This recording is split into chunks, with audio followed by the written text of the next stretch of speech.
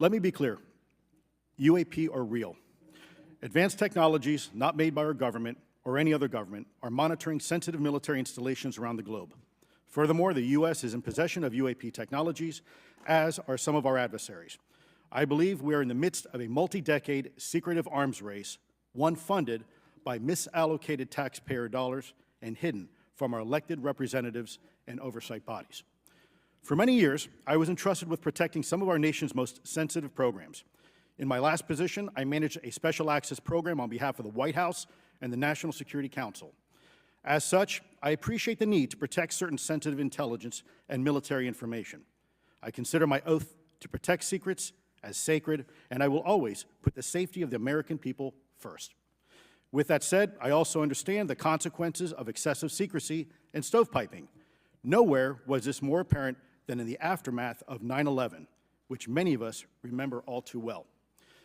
I believe that America's greatness depends on three elements: A, a watchful Congress; B, a responsive executive branch; and C, an informed public. Over the last decade and a half, I learned that certain UAP programs were and are operating without any of these elements. Although much of my government work on the UAP subject still remains classified, excessive secrecy has led to grave misdeeds against loyal civil servants, military personnel, and the public, all to hide the fact that we are not alone in the cosmos. A small cadre within our own government involved in the UAP topic has created a culture of suppression and intimidation that I've personally been victim to, along with many of my former colleagues. This includes unwarranted criminal investigations, harassment, and efforts to destroy one's credibility. Most Americans would be shocked to learn that the Pentagon's very own Public Affairs Office openly employs a professional psychological operations officer as the singular point of contact for any UAP-related inquiries from citizens and the media. This is unacceptable. Many of my former colleagues and I have provided classified testimony to both the Department of Defense and the Intelligence Community Inspector General, and many of us have subsequently been targeted by this cabal with threats to our careers, our security clearances, and even our lives. This is not hyperbole, but a genuine fact, and this is wrong.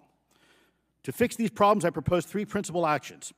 First, Congress and the President should create a single point of contact responsible for a whole-of-government approach to the UAP issue. Currently, the White House, CIA, NASA, the Pentagon, Department of Energy, and others play a role, but no one seems to be in charge, leading to unchecked power and corruption. Second, we need a national UAP strategy that will promote transparency and help restore the American public's trust at a time when the public's trust is at an all-time low. This strategy should include a whole-of-government approach, including the academic and scientific communities, the private sector, and our international partners and allies. Third, Congress should create a protected environment so whistleblowers desperate to do the right thing can come forward without fear. As it currently stands, these whistleblowers suffer because of stigma, a code of silence, and concerns about retaliation. These whistleblowers should be encouraged to come forward in ways that protect them against any forms of retaliation. Policies and procedures should ensure that protection, and for those who refuse to cooperate, it is up to the members of this committee and the other lawmakers to wield their subpoena power against hostile witnesses and prevent additional government funding to those UAP efforts that remain hidden from congressional oversight. In closing, we as Americans have never been afraid of a challenge. In fact, we thrive on them, whether it's eradicating polio or going to the moon.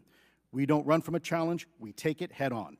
To the incoming administration and Congress, I say to you, we need immediate public transparency, and this hearing is an important step on that journey. If we approach the UAP topic in the same way as we, as Americans, have met other challenges, we can restore our faith in our government institutions. Together, we can usher in a new era of accountable government and scientific discovery. I believe that we as Americans can handle the truth, and I also believe the world deserves the truth. Thank you, esteemed members of Congress, for your time today. It is profoundly appreciated by many.